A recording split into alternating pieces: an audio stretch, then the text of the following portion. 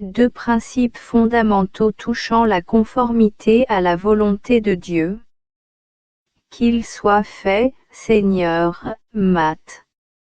26v39, non pas comme je le veux, mais comme vous le voulez. Le Fils de Dieu, disent les saints pères, est descendu du ciel, et s'est revêtu de notre chair pour deux raisons, l'une, pour nous racheter par son sang, l'autre, pour nous enseigner par sa doctrine la voie qui conduit au ciel, et nous instruire par son exemple.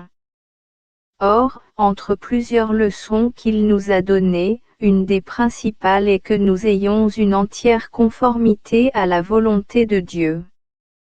Doctrine céleste qu'il nous a enseignée, et par ses paroles, et par son exemple, par ses paroles, lorsque, nous apprenant à prier, il nous a enjoint de dire au Père éternel, Matthieu 6, 10, que votre volonté soit faite en la terre comme dans le ciel, par son exemple, puisqu'il dit lui-même, Johann 6, 39, je suis descendu du ciel, non pas pour faire ma volonté, mais pour faire la volonté de celui qui m'a envoyé. C'est conformément à cela que, dans l'oraison que Jésus-Christ fit au jardin, lorsqu'il était sur le point de consommer le grand ouvrage de notre salut, quoiqu'il sentît vivement les horreurs de la mort en tant qu'homme, et que pour faire voir qu'il l'était véritablement, il dit, Matthieu 26, 39, Mon Père, s'il est possible, faites que ce calice passe loin de moi, sa volonté néanmoins demeura toujours dans une parfaite soumission à celle de son Père, aussi ajouta-t-il aussitôt après, Ibid. Toutefois qu'il soit fait, non pas comme je le veux, mais comme vous le voulez. Or, pour traiter cette matière à fond, et pour établir solidement la pratique de cette conformité, il faut supposer ce principe, qui sont comme les fondements de toute cette doctrine. Le premier de ces deux principes est que notre avancement et notre perfection consistent en la conformité à la volonté de Dieu, et que plus cette conformité sera grande, plus notre perfection le sera aussi. Ce principe est incontestable, et la preuve en est sensible, car il est évident que la perfection consiste essentiellement dans la charité et dans l'amour de Dieu, et que, plus on aimera Dieu, plus aussi on sera parfait. Cette doctrine est fondée sur les livres saints, l'Évangile et les épîtres de saint Paul en sont remplis, elle est pareillement confirmée par les écrits des saints pères. L'amour de Dieu est le plus grand, Matthieu 22-33, est le premier de tous les commandements. La charité, Col 3. 14 Scor. IL 3. 13, l'emporte sur tout le reste. Or, comme ce qu'il y a de plus sublime et de plus parfait dans toutes les vertus, c'est d'aimer Dieu, de même ce qu'il y a de plus noble, de plus pur et de plus exquis dans cet amour, c'est de se conformer absolument à la volonté divine, et de n'avoir en toute chose d'autre volonté que celle de Dieu. Le second principe est qu'il ne peut rien arriver dans le monde, si ce n'est par l'ordre et la volonté de Dieu, excepté le péché dont il n'est ni ne saurait être la cause ou l'auteur, mais je dis que, hors le péché, tout ce qui nous arrive, les maladies, les souffrances, les peines, les afflictions, la perte des biens, les disgrâces, les calamités, tout cela est réglé et arrive par l'ordre et la volonté de Dieu. Ce principe est aussi certain que le premier, et ce que les païens ont imaginé sur le pouvoir de la fortune dont ils avaient fait une divinité, n'est qu'une chimère.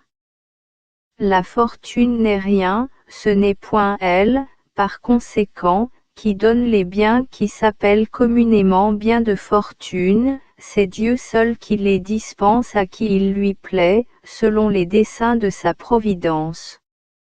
Cette doctrine nous est enseignée par le Saint-Esprit, lorsqu'il nous dit par la bouche du sage, Éclit 11-14, que les biens et les maux, la vie et la mort, la pauvreté et les richesses, nous viennent également de Dieu. Car encore que toutes ces choses arrivent par le moyen des causes secondes, il est certain néanmoins qu'il ne se fait rien dans toute l'étendue de l'univers, que par l'ordre et la volonté du souverain maître qui le gouverne. Rien ne se fait par hasard à l'égard de Dieu, il a tout réglé, et tout arrêté lui-même de toute éternité, il a compté tous les cheveux de notre tête, et il ne nous en tombera pas un sans son ordre.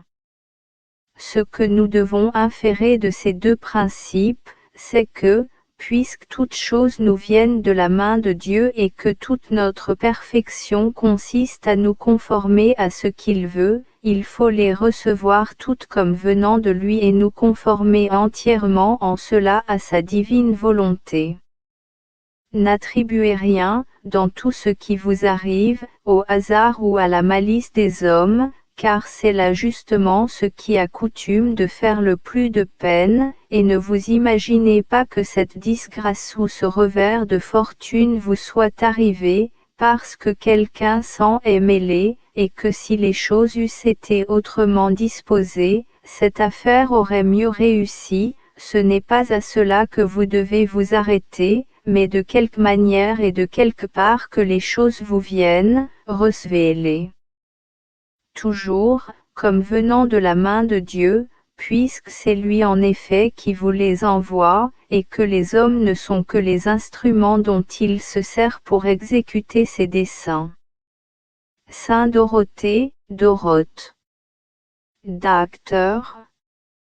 7, dit à ce sujet, en reprenant ceux qui ne reçoivent pas toutes choses comme venant de la main de Dieu, lorsque nous entendons dire quelque chose contre nous, nous faisons comme les chiens, quand on jette une pierre contre eux, ils courent après cette pierre pour la mordre, et laissent celui qui la leur a jetée.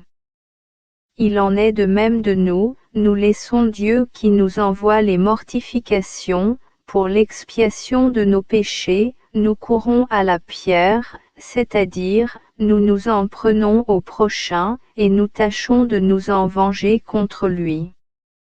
Saint Augustin fait encore une réflexion très judicieuse.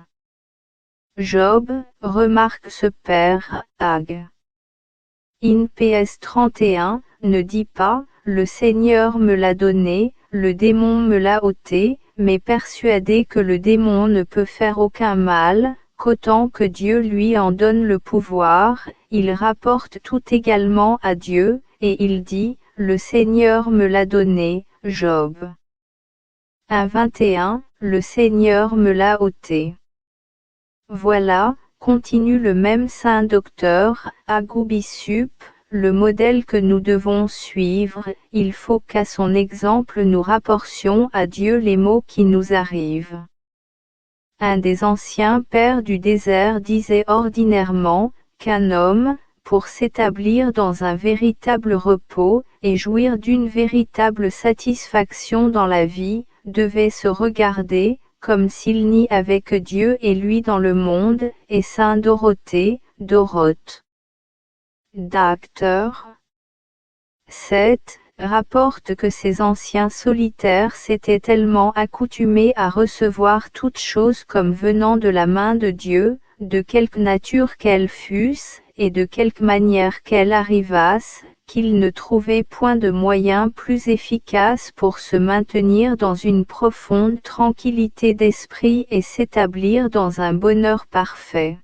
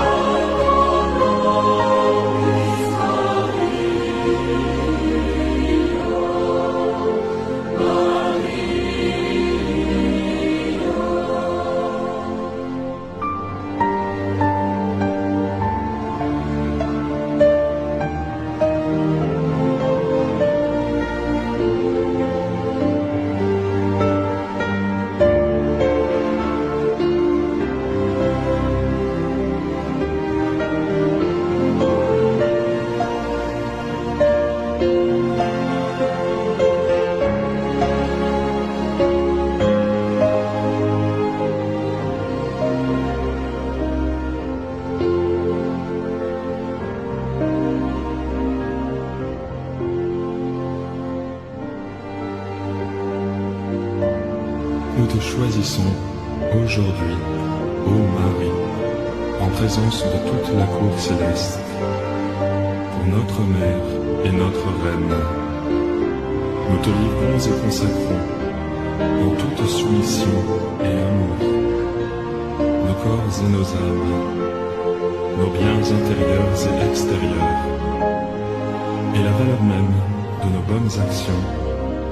passées, présentes et futures, te laissant un entier et plein droit de disposer de nous et de tout ce qui nous appartient, sans exception, selon ton bon plaisir, à la plus grande gloire de Dieu, dans le temps et l'éternité.